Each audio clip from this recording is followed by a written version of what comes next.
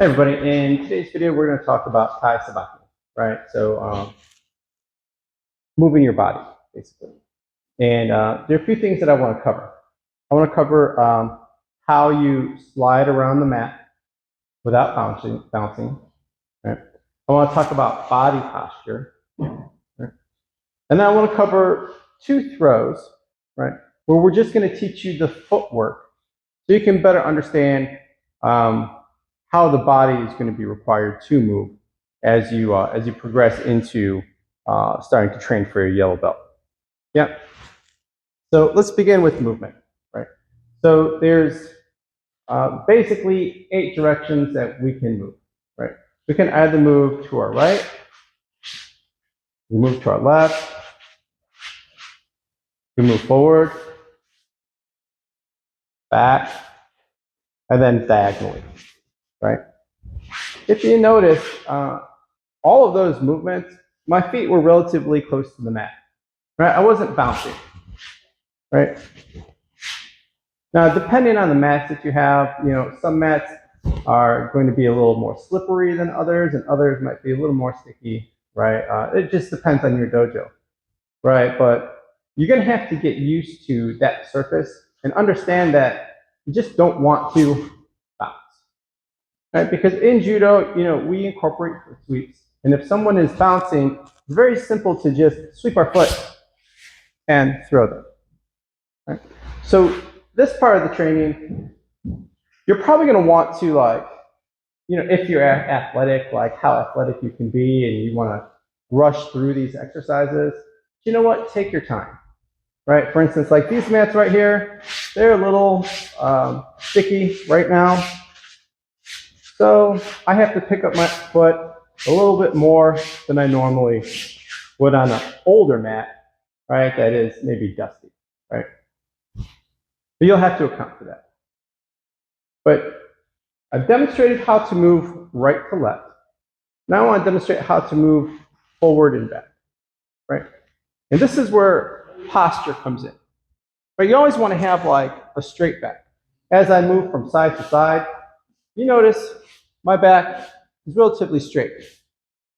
When I move forward, I want to move forward with my hips. I don't want to lean forward and push, right? Because it's an easy way to get thrown, right? So if we're going to push somebody forward, we're going to push using our whole body, our hips as well, right? And we'll move like this if we're trying to push someone. If we're trying to pull someone, well, again, we want to keep our back relatively straight. As long as we're not, like this.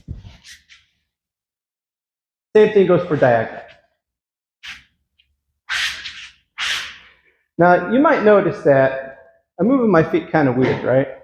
Taking like one step, the other foot comes halfway up, and take another step, halfway up.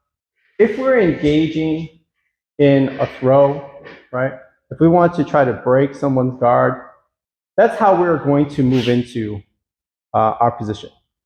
If we're trying to retreat, then we're going to try to retreat the same way. And the reason why is we don't want to just walk straight like this.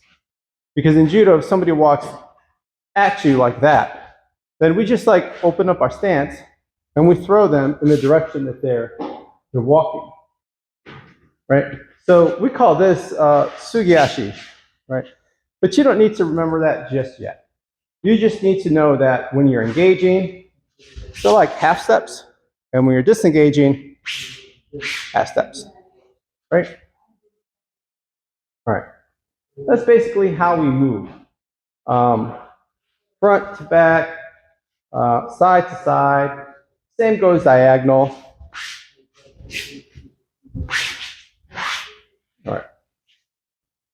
All right, so to finish off your training, right, you are going to have to demonstrate that you can take a fall safely, right? But you're also going to have to demonstrate that you can make sure that your partner is safe while you're throwing them, right? And that you don't fall on top of them. And this is why Tai Sabaki is so important, right? Because we need to be able to enter into a position where we can throw someone. And then when we finish our throw, we need to have a strong base, right? So that way we can control the fall, right? And at the end of the day, that's basically what the root of judo is being able to control the situation that is around you, right? So anytime that we throw someone, we want to demonstrate control, right? Anytime we fall, well, we want to be able to control our fall as well, safety purposes.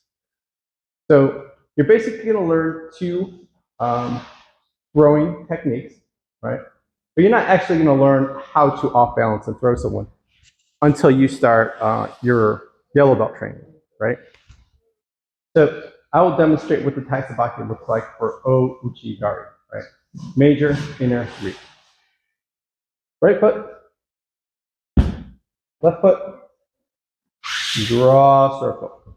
Finish in a strong stance, right? You can make sure that your partner falls safely, right? O Uchi Gari, major, inner, reach. 3 steps. 1, 2, 3. Yeah. The second technique is Ko Uchigari, minor inner reach. Right? I'm going to change the direction in which I'm doing this just so that way you can see my feet a little better. Call this a T step. Step 1, our right foot is directly in front of us. Step 2, I'm going to slide our left foot so that way we kind of make like a capital T, right? And all we're going to do is we're going to sweep in this direction. Yeah. Sweep and then finish it. Looks like this. 1, 2, 3. Right. Those are the basic movements that you need to know, like during your white belt training.